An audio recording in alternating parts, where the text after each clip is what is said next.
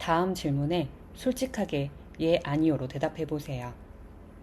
은퇴 후 활발했던 사회생활을 모두 끊고 나니 외로움보다는 마음의 평화가 찾아왔다.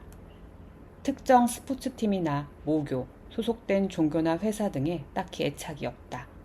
나는 혼자 있는 걸 선호하지만 내향인 일하기에는 수줍음을 타지도 않고 가끔은 재밌다는 소리도 듣는다. 문제 해결을 위한 깊은 대화는 즐겁지만 목적 없는 스몰 토크는 지루하고 견디기 힘들다. 모임 내 사람들과 따로 개개인과는 잘 지내지만 모임 자체에 소속감이나 연결감이 없다. 저명한 정신과 의사이자 임상심리학자인 라민 카민스키는 위와 같은 사람을 공동체 지향성이 없는 이항인으로 분류합니다. 이항인은 공동체 지향적인 사회라는 환경에서 여러 심리 사회적 어려움을 겪고 있으나 대다수의 심리 정신과 연구는 공동체 지향적인 사람을 대상으로 연구되었기에 이들을 설명하거나 이해할 수 있는 방법을 찾기 어려웠습니다.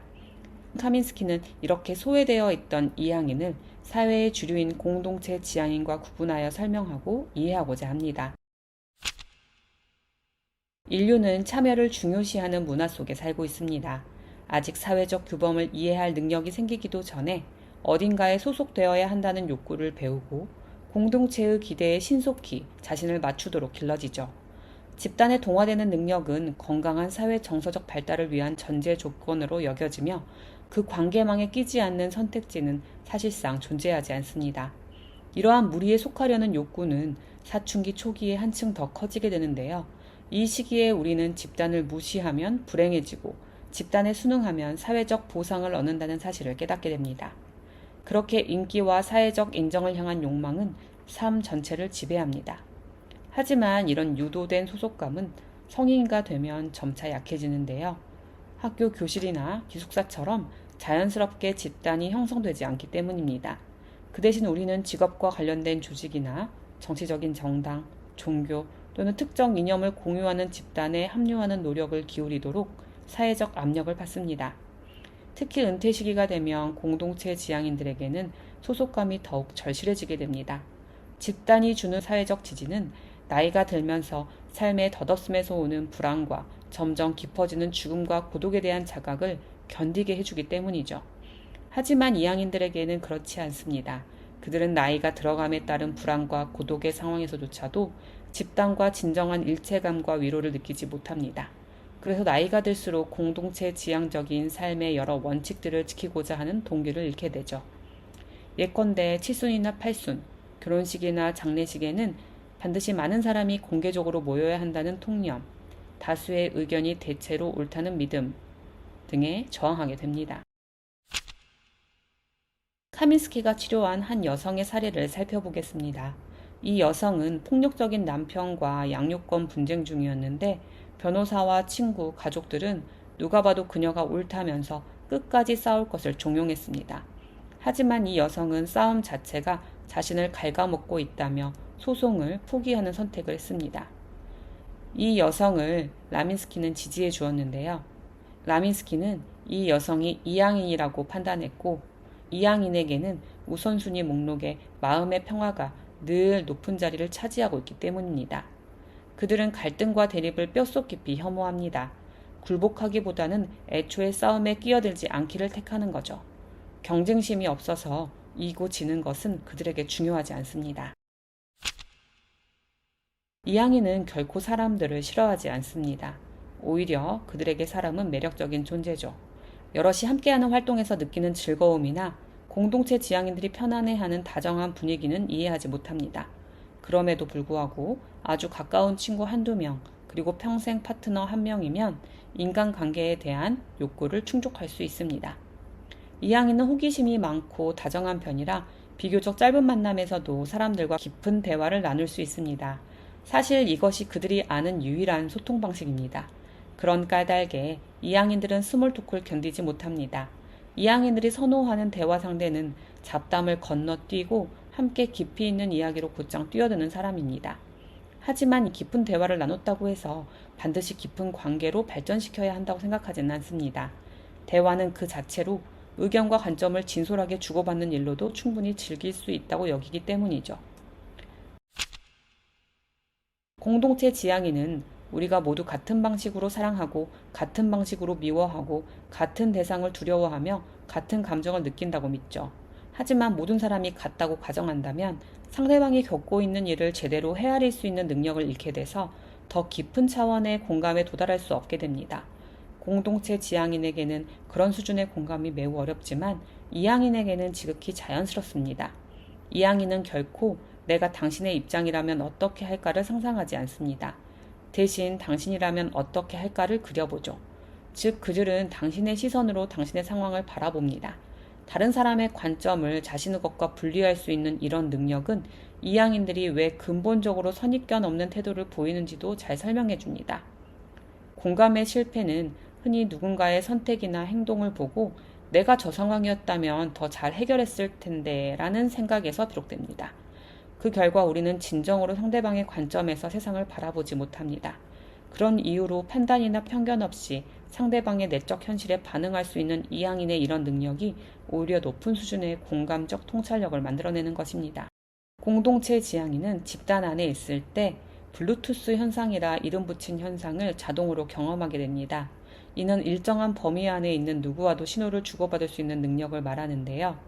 대부분의 인간은 주위를 탐색하며 연결할 가능한 사람이 있으면 자동으로 페어링 됩니다. 공항이나 마트 도시에서 만나는 수많은 낯선 사람들이 별로 어려워하지 않고 함께 있는 모습을 떠올려 보세요.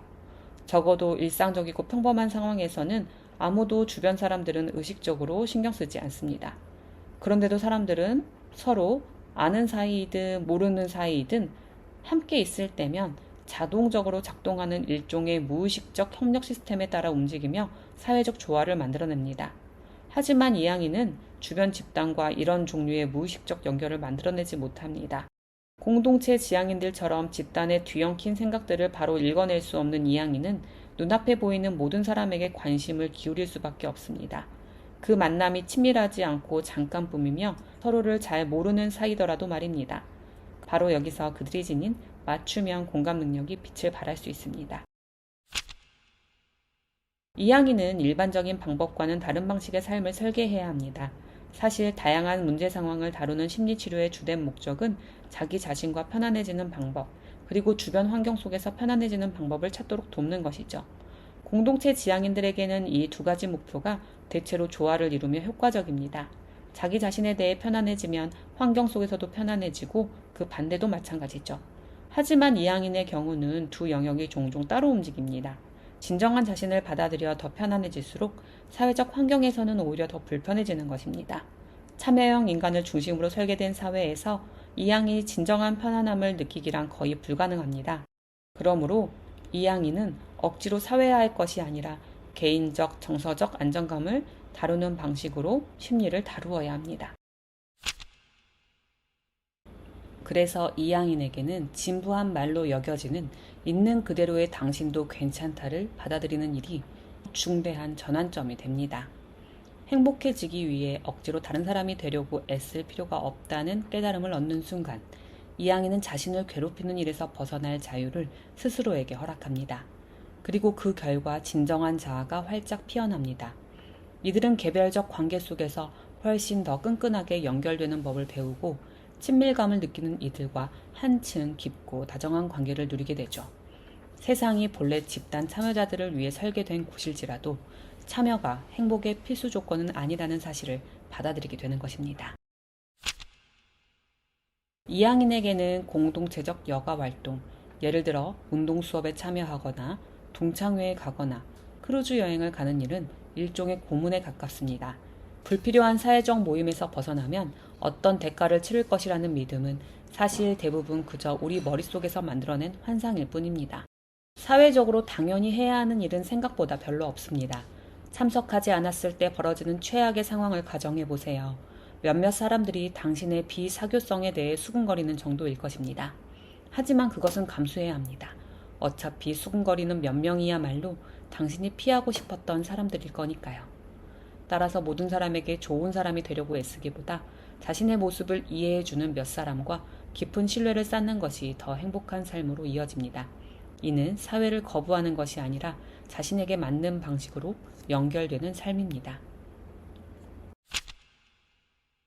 이양인은 집단에 속하지 못해서 힘든 사람이 아니라 애초에 자신의 정체성을 소속감에서 찾지 않는 사람입니다. 라민스키는 다른 사람의 인정이 아니라 자신의 내면을 신뢰하는 힘을 이양인의 가장 큰 장점으로 설명합니다. 외부의 박수보다 내가 납득하는 삶인가를 더 중요한 질문으로 삼는 것이 핵심이죠. 그래서 이양인에게 고독은 외로움이 아니라 회복과 성장을 위한 시간입니다.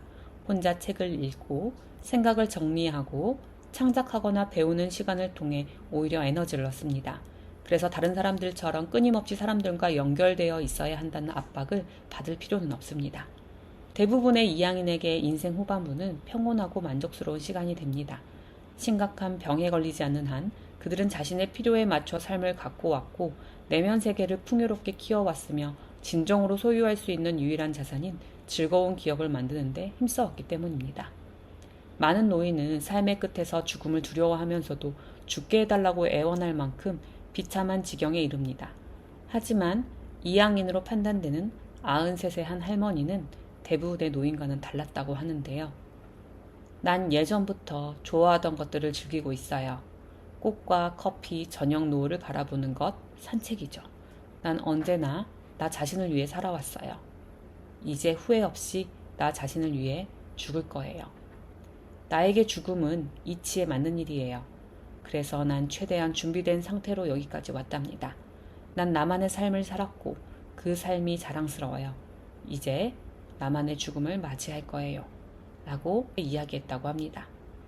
삶의 마지막 순간까지도 그녀는 두려워하지 않았고 원망도 없었으며 과거에 대한 아쉬움도 없었다고 합니다.